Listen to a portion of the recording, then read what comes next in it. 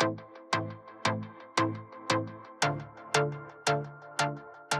right, welcome back, everybody. So now we're going to move on to part 3 of our talk today, which is going to be on your feature balance. So we've talked about why expansions are important. We've talked about how to create them. Now we're going to talk about balancing them. So a quick overview of some of the topics we're going to be covering now. First, an introduction to balance and why you should be considering balance, not just putting random numbers into your feature. Secondly, we're going to talk about how you discuss and think about your balance goals for your feature. And finally, we're going to be talking about a balanced approach to game design. So in our first section, we're going to do a quick overview on what balance is and why it's important. So balance is important because it allows you to get the most out of your feature. Again, these are massive scale features. And so it makes no sense to just put random numbers in, hope for the best, and then worst case scenario, have players completely crush your content within the first few days of release.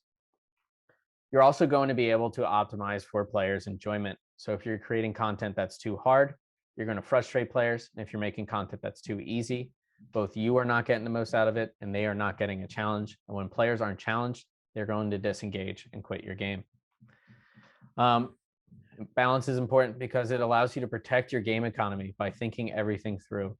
The nightmare scenario is that you release a feature that completely breaks your economy, and now you have to spend features in the future fixing all of those problems.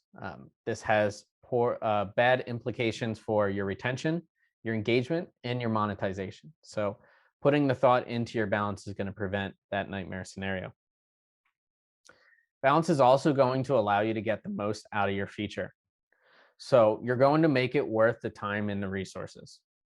For the amount of time your team put in, you owe it to yourselves to balance the feature appropriately. Players also subconsciously do not want an experience that's too hard or too easy for the reasons I said.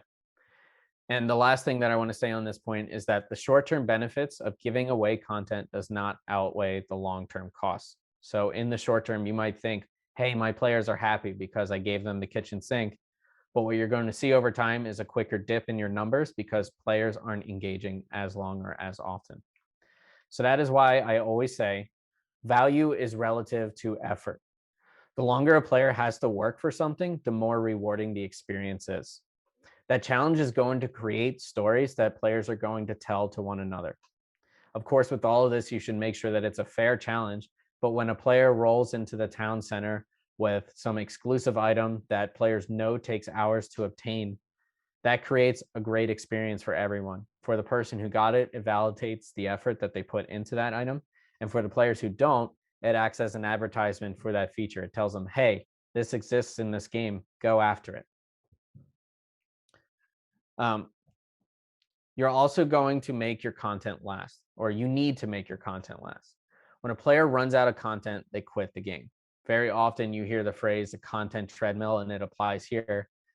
The thing that you want to avoid as your team is that you're constantly racing your players to create content faster than they can consume it. And I can tell you from experience, that's a losing battle. So again, going back to what I was saying earlier, this is why we want to make our content sustainable and evergreen, because when we do, it greatly improves the lifespan of our game. All right. So your first step for anybody who's balancing a feature as a designer is to plan your balance goals with your team. You'll notice there's a common thread of today, which is that as a designer, you should be coordinating and communicating with your team as much as possible. And the same holds true for balancing your feature. So with your team, you should be discussing what actually you're looking for your feature to accomplish. Is this something that players are playing, for 5 minutes of their session? Is it something that they're checking in once a week? Is it something that's going to be lasting them for months? You should have that idea in mind before you put any numbers into your game. So we can break that down into different sections here. First, how do you want your players to engage with your feature? Is it something that they engage with daily? Is it every single session? Is it supposed to be the main focus of their session? Is it supposed to be optional? Is this something that they can do on the side if they want to? Or is it something that's fundamentally going to change the core gameplay in some meaningful way? What resources are you going to create and sing? Very often when we're taking a look at our game economy and that's the sole focus of the problem that we're trying to solve, we're often introducing either resources or we're looking to sink resources from the economy. So how does this feature impact your game economy? What item and resources does this feature create, and how are they used? What are the impacts to the game because of these new systems and resources? And what existing systems might be impacted by this feature? Let's say that we have like wood cutting in our game, and this new feature is like a shopping store where we can buy lumber in there. How is that going to impact that tree economy that you've created in your game? So these are all things that you need to think about before you even set the pen to paper and start balancing your feature. What core systems is this feature going to interact with? And does the system change the way the player would normally interact with another feature? Is this meant to be an overhaul to an existing system, or is it creating an entirely new experience? Again, consider all these things before you even begin. So that's number one. All right. The next thing that we need to consider in our balance goals is how long the content should last. I know that you hear me say this a lot, but it's critical because as a systems designer, a lot of people look at us and they think damage numbers are what matter, or cost of items in the store, or drop rate. But ultimately, behind the scenes, we're thinking about time for our features. How long is this initial feature going to last, right? Give that thought in terms of how long the average player is going to be engaging with this feature. And is that a reasonable amount of time to ask them to be doing so? If it's a repetitive task and we're asking them to do it for 2 months, how many players are actually going to have the patience for that? Or is there some sweet spot in the middle where we can have that content last for a month, and we should be striving for that? Typically, with your initial release, it's going to have a longer shelf life than your subsequent updates because you're going to be introducing more initially. Naturally, just with all the tech that you're implementing, if this is a system that's supposed to propagate throughout the game and it's going from level 1 to 100, and each of your updates afterwards are only focused on level 100, just naturally there's going to be more content that's involved there. You should identify all the aspects of your feature that can determine its duration. How long will a typical update last? So this is something that you can answer after you do your initial balance, but it's an idea that you should have that you should be able to give to the other team. You should plan ahead and think about what a typical content release is. And as you balance the initial feature, you should identify common balance points and estimate what the typical time is for an update. This is a valuable resource for planning and road mapping for your team so that they know when they're working on this feature, they know how much time investment they're going to get out of it from their players whenever they release that content. How much development time will updates require? This is sort of paired with our last question, which is, okay, for the time that is spent developing this, how much do we get out of it? What is our return on investment here? So identify how long a typical update in your game will take. Identify how long the specific feature within it will take. All right. Any questions on that one? Hey, Dan, we do have a couple of questions. Okay. Both of them from Thunder1222. So Yep. how do you ensure new content will be balanced within the community? Will top players be able to get new items in 5 minutes? Will new players struggle to get far enough to get the items? Good question. And you're actually getting ahead of yourself on this talk. We're going to get into that. But the answer is you should be balancing this for your average player because that's going to be able to hit the majority of your players. But as you're testing it, you should be stress testing it with your groups. For your casual players, is this content approachable? And for your highly engaged players, is this content durable? Very often this comes in the form of like, okay, if this is some sort of resource gathering update, maybe you consider there's an upper limit on how much of that resource they can earn daily, right? You could see that in the season pass where every day for the season pass, there's maybe 6 quests that you can do. And once you complete them, you can't make any more progress on the season pass that day. When you do that, now you can set up your balance. So you say, okay, I know for the most highly engaged player that plays every single day and completes every single update or every single quest, that this is going to last them a minimum of 3 weeks as an example. So you can like hard gate them while still creating content that's approachable by the rest of your players. Great. And you've kind of touched on this one as well. What is the best way to balance a game? Trial and error, feedback, etc. We will get into that as well. So I'm going to save that one and I'm just going to go through it, but I will cover, there's a lot of steps to that. So I could spend like the next 50 minutes talking about that, which I'm going to do anyway. So we'll hop into that one here shortly. So the next question we want to ask is, how are we going to gather feedback and iterate? Okay, so the first step that we want to take in gathering feedback is ourselves. So as a designer, we want to sit down, we want to do our initial balance. And once our balance is done, we want to play through as each of our players. So for our average player that we're targeting this towards, is this the experience that we were trying to model for them? Is it fun? Does it make sense? Does it provide enough challenge for them? Then we also want to test as the casual player. So for the casual player, obviously it's going to be a lot harder, but our goal ultimately is to cast our net as wide as possible with our balance and allow everybody to possibly experience this. So for the casual player, is this approachable? Then the third player that we want to test for in our designer playtest is our highly engaged player. This is the player that's playing 7 days a week, 8 hours a day, basically treating your game as a full-time job.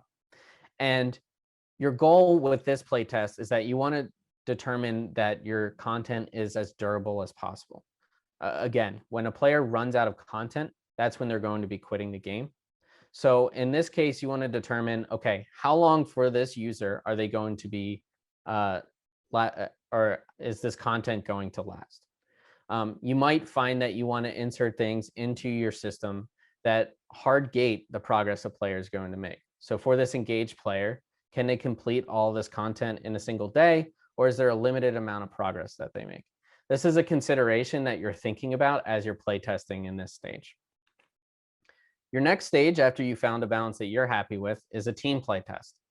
So you want to sit down with your team and you want to determine how often you're going to be playtesting. As a designer, you should strategically be thinking about what are the inputs that you need to track in order to get the most out of these playtests. And the last thing that you need to consider here is how you're going to gather feedback from your team. So very often I will walk around with the team and I will get their feedback on the system. Is it fun? Does it feel fair? Is it too difficult? Is it too easy? I'm also going to be observing them playing. So what are they doing in the game? Do they understand it? Is it too difficult for them, or are they doing what I relatively expect them to be doing?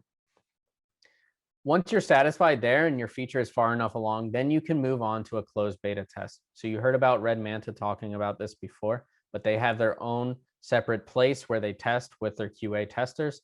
This is a great opportunity to incorporate your community in the experience that you're creating. So with your team, you need to decide when in development you need to start your closed beta test. You also need to figure out how you're going to track player progress. Will you have your analytics hooked up already to track? Are you going to be getting feedback from your players as they play? Are you going to be observing them as they're playing? And how often are you going to release balance updates for this closed beta test?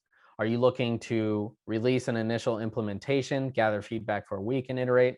Are you planning for a longer experience or a shorter experience? This is something you should determine before your feature goes out the door. Finally, and as I alluded to, you should incorporate analytics.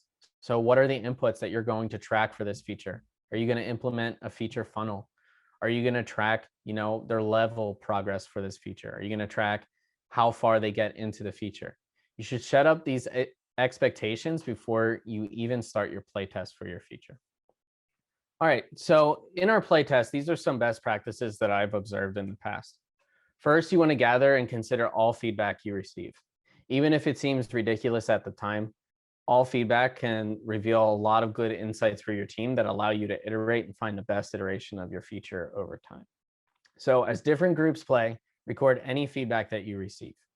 Ask questions where you think are applicable or where you want more information. If a player is lost or confused, if they're frustrated, you can ask them, what did you expect this experience to be? What would you like to see out of this experience? That allows you to get a lot more valuable feedback from your players. You can also observe what your playtesters are doing and how they're playing. So you don't have to bug them with questions. You can actually see what you're doing and you can anticipate what they're doing. You can match that up with your expectations for your balance for your feature. Let's go back to the example I gave you during your feature goals, where let's say that we anticipate our players are only going to interact with this feature 5 minutes a day. But through playtesting, we reveal that they're actually playing for 20 minutes. So now we need to go back to the drawing board and we need to give thought to, okay, is it okay that they're playing it for 20 minutes? Does that mean that it's too hard? If it's too hard, what numbers do I need to scale back? If it's okay that they're playing it for 20 minutes, do I need to retune the numbers to match that difficulty? Because originally I was balancing this to be a 5-minute experience and now it's 20 minutes, right? So your play tests are going to reveal a lot of good insights for you as the systems designer that's balancing the feature. You also want to make sure that you're capturing all bugs and unexpected behaviors from your players. So any issues that arise during playtests should be captured. You should encourage your playtesters to try and, quote, break your system.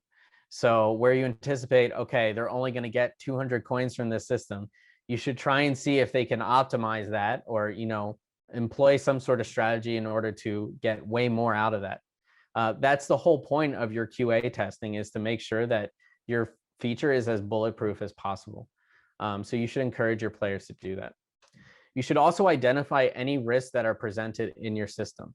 It might come out through playtests that something in your system that you didn't anticipate to be the most optimal strategy for some sort of gameplay in your game ends up being that. You should record that. You should analyze whether or not it's okay or acceptable that that becomes, quote, the new meta for that system or that gameplay. And if not, you need to go back to the drawing board and consider, what is it about the system that's giving that player that advantage that you otherwise don't want them to have? Any questions on that? Yes, Stan, we do have a few questions. All right. So, Tech Spectrum asks, when an economy is already inflated, besides releasing higher priced content, what are some methods you recommend to bring balance to the force? Yeah, this is a good one, and I actually get this a lot. One of the most common things that you can introduce is what we call a currency sink or a resource sink. So basically what this means is whatever the feature that you're releasing requires whatever that bloat is in your system in order to operate. So maybe a bad example of this is like, this is a very bad example, don't implement this, but let's say that your coin economy is inflated right now. And so you're going to introduce a gumball machine to your game, and players can insert their coins into this gumball, and out of it, they can get some sort of cosmetic, right? They can get like a new hairstyle for their character, or they can get a new skin for their pet or something like that. Now you're not introducing any more coins into your economy. You're solely sinking them out of your economy. And while that's not going to fix your economy overnight, over time, that's going to slowly bring your economy back to normalcy. So that's what we call a repeat spend. And that's where you introduce something where players can repeatedly spend and consume something, and motivates them and gives them more advantage over time. So I kind of, in my bad example, gave you a bad example of that. But ideally, with those things that you're giving out of your gumball machine, it's something that's like a one-time use from your players and then goes away, so that they're motivated to want to go back to the gumball machine and spend again. So repeat spend is the best way to like bring your economy back into balance. The other thing is, like you said, just introducing something expensive and exclusive to the game. So if you have a lot of bloat from your players, then maybe there's something that costs like millions of coins that they can sink. The only other thing that I can think of right now off the top of my head, although there's a lot of other strategies similar, is a best practice is that you should have some sort of cap on how much players can earn in your game for whatever resource. That's why you see in a lot of games like an inventory limit for an item. Let's say you can only have 99 wood at a time, because as the developer, you're just not going to be able to keep up with the rate of consumption that your players have for resources in your game unless you're only releasing that kind of content over time, which is not reasonable because it's going to be very derivative content. But having a cap on it has control in it. That way, when you revisit that system later, then there's only so much that the player already has for it, and you can require more. So if your inventory limit on wood, as an example, is 99, and your feature is requiring 200 wood, well, your player, no matter how much of wood they have, is going to have to get at least 101 wood for that feature. So that's why like those inventory limits and those coin limits are best practice. Okay, well, okay, quick. Well, what if you cap the cash? Is it reasonable to expect that because you capped it at that point, the player might be more tempted to spend because there might be a point at which they're over saving and just not spending? So is it reasonable to add the cap to cash and resources like that to encourage it? Yeah, definitely. So cash is a part of that in terms of like inventory management. Is when you have a cap on that common player mentality. I'm going to call it the elixir example. Common player mentality is they're going to say, I'm not going to spend on this now because I might need this later. Right. And then ultimately they get to the end of the game and they have 99 elixirs. It's the same thing with cash where they're going to say, okay, I might need this later, so I'm not going to spend it on something like a boat skin or something like that. Right. Well, when you have a cap on it, now the player is going to see, well, I can't really earn any other cash, so I may as well spend it. So now you're sort of motivating them to want to sink that over time because otherwise they're not going to be able to earn any more coins. So for both of those systems, for currencies and for resources, having a cap on how much players can earn is going to do you a lot of favors in the long run as you're trying to keep up with content cadence. Thank you. Yep. Awesome. Super thorough, Dan. Thank you. Yes. Prime Hyde asks, in the past, I've seen some great videos about socializers, explorers, achievers, and killers target audiences. How well do you think this theory holds up on the Roblox platform? Very well. And I know that sounds like a lazy example, but I would follow that advice for sure. You're on any platform, and especially Roblox, you're going to have different player motivations. And ideally, with your game expansions, you should be thinking about servicing each of those different communities. So if you service the killer, group at one point, you should try and service the explorers in your next release. That way they're not really dropping off. So similar to like the tumor example I gave to you, if you're over catering to one group versus the others are going to realize the game is not for them and they're going to quit. And your goal as the designer is to create an experience that hits as wide of an audience as possible, because it's not a hard rule that players are going to fall into only one motivation. There's often a lot of crossover between the two. And so even if one release doesn't specifically hit their favorite piece of content, it's still a piece of content that they enjoy. And you can sort of cycle through and keep your player base nice and healthy. Awesome. All right. Missimo asks, how do you balance making your game friendly to people new to gaming, but also make it fun for more advanced players? Yeah, so this is kind of a trick question, but it's a good question, which is you shouldn't try and make every release for everyone, because when you do that, you're going to create an unfocused experience that's fun for nobody. If you're trying to make it approachable and hardcore at the same time, you're going to land somewhere in the middle. It's going to be awkward. It's not going to play as well. So part of your ideation when you're thinking about your feature, and we were talking about our balance goals before, is understanding which audience this feature is primarily focused for. Now, if it's something where you're trying to cast as wide a net as possible or make this feature as available to literally every single player, that's a balance goal. But if you're trying to create like a challenging piece of content, you shouldn't try and make it approachable to a new player. You should make it approachable to the audiences that you are actually trying to appeal to, which is like often with a challenging piece of content, you're relying on your player already understanding the core gameplay of your game and some of the advanced movement in your game. So you shouldn't dumb it down just to get a player who has never played your game before to experience that piece of content, because that player is already going to have a lot of content in the game that they can explore already. So if you are targeting your hardcore audience with a hardcore piece of content, don't make it like a newbie friendly experience. Make it the experience that they want it to be. All right, let's move on to a balanced approach. And I'm going to give you a little history lesson into the game industry and ultimately where we've landed in terms of our policy for balancing and figuring out our experience. So the traditional way that we have designed in the past, you can call intuitive design. This is before we had data, before we had analytics, and it was really just passionate people that were creating, projects that they really enjoyed. And so, for us designers, we like to say that we have a lot of good intuition in terms of what's going to be a fun experience for our players. And that's true. So what you might see with intuitive design is the following. We say it's the intangibles that make our game fun. We know what is best for our players. So there's a lot of benefits from this. This is really where a lot of our creativity stems from. It comes from, well, what do I think would be a great experience for my players? And how do I deliver that experience to them? But a pitfall of this design, or a limitation of it, is that sometimes our ego gets in the way, and sometimes we're designing for ourselves, not for our players, right? So we're not actually paying attention to what our players want. We're solely thinking about what we want to be fun. Along came analytics around the 2010s and the rise of what we call data-driven design. So this is when you're taking a look at analytics and you're using that to decide what you're creating for your game. So you can think of this as sort of like an overcorrection in the industry, where we went from our intuitive design all the way on this end of the spectrum to overcorrecting on the other end and saying, you know what, because analytics are valuable, we don't need intuition anymore. We can simply just look at data and determine what we're making.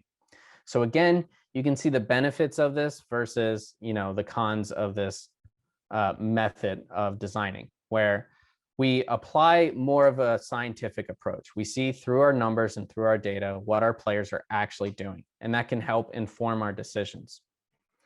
The downside to this is if you are solely relying on data in order to inform your decisions, you're going to create a lot of derivative content. You're going to get a lot of false positives in terms of players are playing this, therefore they only want this, so let's only build this. So ideally, you should be looking for a balanced approach. And in the industry wide, this is really where we are now, which is the best of both worlds. It's the best of intuitive design, which is our own creativity, and it's the best of data-driven design, which is that we are backing it up with data, what our decisions are. So in this case, we're saying data shows us that players enjoy this aspect of the game. Okay, well, what is a feature or experience that we can create that scratches that similar itch for players? So breaking that down further, here are the steps that you want to do when you're coming up with your feature and you're testing it and you're balancing. First, you want to ideate and build your feature. And you want to do this based on what you believe is enjoyable for your players. So that's the developer intuition that we see there. Next, you want to balance with your team's goals for the average player. So this is kind of a mix of the two, right? Where we have our team's goals. This is what we want our experience to be. But we're also taking a look at our player data. We're seeing what their play behaviors are in order to deliver what we think is the best first shot at this experience. Again, so now we're at more of a data-driven or data-informed approach. Next, you want to gather information during playtest to further refine the experience. You can see we're back on intuition now. We're saying, hey, players, what are you experiencing from this, right? It's one thing in this step here where we look in Excel and all of our numbers are perfect and they perfectly align and they're nice and round. It's another to have our players playing it and say, this feels like garbage. I'm not having fun, right? So you want to first build your first best shot with your data, and then you want to iterate based on the experiences that you, your team, and your players are experiencing for this feature. Then, once you get to a happy state where you feel like it's very balanced, now you can ship your feature with analytics in mind, and you can strategically think about what are the things that you need to track to further refine and iterate on this feature. Again, we're back at data. So with analytics, if you remember what Red Manta was saying, we're asking similar questions such as how many players have reached level 3? How many players have completed 10 of the quests?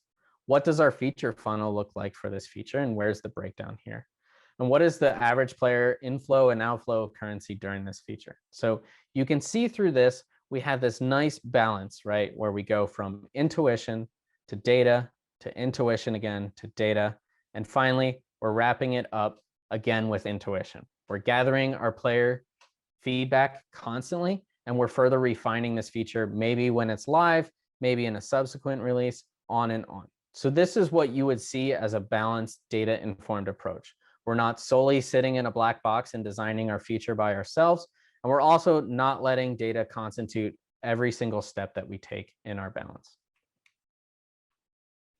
All right, and so now we can talk about rebalancing content because we're not always perfect as designers. So what do we need to do? These are a few best practices that I have because I know there's a lot of apprehension from developers in terms of when you need to rebalance content. So as a best practice, and it's not necessarily a hard rule, but it's the common one, It's better to be too difficult with your feature when you release than too easy. The reason for that is that players much better receive when you nerf your content or make it easier than making it harder, right? Nobody wants to be having a nice, easy experience and then suddenly log in the next day and it's impossible to do, right? It's much better that, oh my God, this is really difficult today. And then you as a developer say, hey, we made it too hard. It's now easier. Go and enjoy. The other thing is when you make your content too easy, then you're going to have some players that are going to breeze through that content way faster than you anticipated. And even if you change that and you make it more difficult, those players are already way further in progression than you wanted to. So you've kind of lost ground there. So I tend to be more conservative in my balance where I make it more difficult off the top. And then if it's too difficult, I will scale it back once it's live. Similar to that, buffs are typically better received than nerfs. Nobody wants to have spent, 5 hours getting this sword and then suddenly it's nerfed to oblivion to where they can't use it anymore. And conversely to that, people are delighted when they see that their once useless item is now something that they can use. So again, you want to be able to buff things, not nerf them. All this being said, and as I had led up to this point, always take action if your game's health is at risk. It doesn't matter how much your players like that item. If it is breaking your game, if you are seeing in the long term that this is going to be to the detriment of your game, you should act. I know one from the past that's been like popular among developers is they know of Adopt Me's money tree and they removed it and then returned it later. That's an example of that, where players really liked it, but it was a threat to their economy of their game. So they removed it, they fixed it, they changed up the mechanics, and then they re-released it. So even though there's going to be some outcry from your players in the short term, if it's at the detriment of the long-term health of your game, you should act upon it. And with that, I'm going to open it up to questions. All right, we have a couple here. Gnome Code asks, which do you think is best, tutorials or focusing on making the game intuitive? Intuitive, always, always, always. The common phrase that we use is show, don't tell.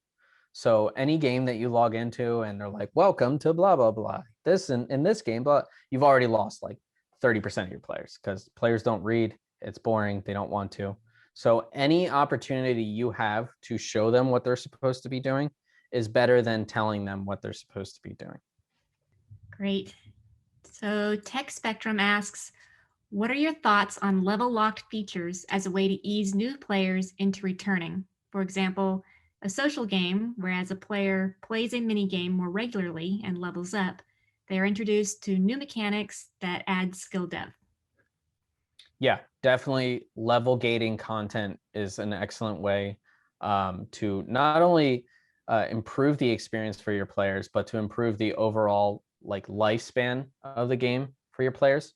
So very often what you're going to see in a new experience is that the first thing that a player is going to interact with is their core loop and only their core loop. So they're just going to do the core loop and that's it. And then over time, that complexity is layered over time. There's a very good reason for that, which is if you overload your players or if you overwhelm them with too much content at once, players are going to get frustrated. They're going to have indecision paralysis, and ultimately they're going to quit your game. So it's a best practice to slowly layer these experiences over time. That way, you know that a player has grasped, let's say, in the case that I gave you, like the core loop first, then you can start to introduce a progression system. Then you can start to introduce an elder system, so on and so forth. It's just a very good way to pace the content. And if we're going back to short, mid, and long-term goals, it gives your players something to look forward to. They are level 10 and they see a level 20 do something really cool. Now they're motivated to want to play to try and get to level 20 so that they also get that cool feature. So there's a lot of really good health implications to level gaining your content. Great. Well, that was our last. What? Nope, we do have one more now. What if you made, from Prime Hide, what if you made the game too easy to complete, and because of this, they are bypassing a lot of content too fast? What would be a possible way to fix this issue? For those users, you're kind of out of luck on that, but you definitely should revisit that experience and you should refine it. There's sort of two ways you can do that. One is for the content itself, you can rebalance it. And then another way, and this depends on the genre of game that you have, but you can look to sort of reuse that content in the future. Let's pretend it's like World 0 and you made like Worlds 1 through 3 way too easy. Well, you could create a system at the end of the game where you have like, max level dungeon runs, but of old dungeons. So you can like repurpose and reuse that content that you had and allow those players that sort of breeze through it way too quickly before re-experience it in like a way that adds more complexity and difficulty than you had before. So those would be like my 2 high level strategies for that. Nice. We do have one more from Gnome Code. What's your thoughts on players leveling both up and down? Is this referring to like rebirths? Probably. So rebirths, I'm sort of split on it. So I would prefer that you keep players on a 1 level track in terms of getting from 1 to 100 and then consider like elder content for it. But rebirths are a nice way to allow them to experience your whole game again and sort of going back to, okay, they breezed through this way too quickly. Rebirths can do that. But often the implementation that I've seen of rebirths is kind of like a band-aid because they've made their level curve like too easy.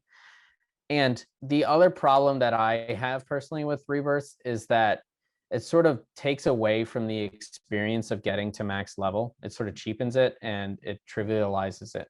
If you remember what I was saying earlier, the value of any piece of content in your game is based on the difficulty and the time that it takes to get it. So when you're letting them get to level 100 in 2 hours, right, it has very low value because they're just rebirthing and they're doing it again. Versus if getting to level 100, it takes 100 hours of gameplay. Now, when you see somebody level 100 strolling through town, you know that they're a big deal because like they've played your game a lot.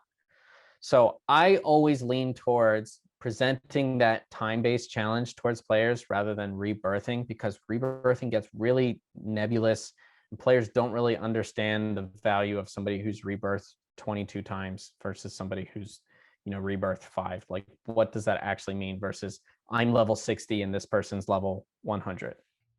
Great. Thanks, Dan. That was our last question.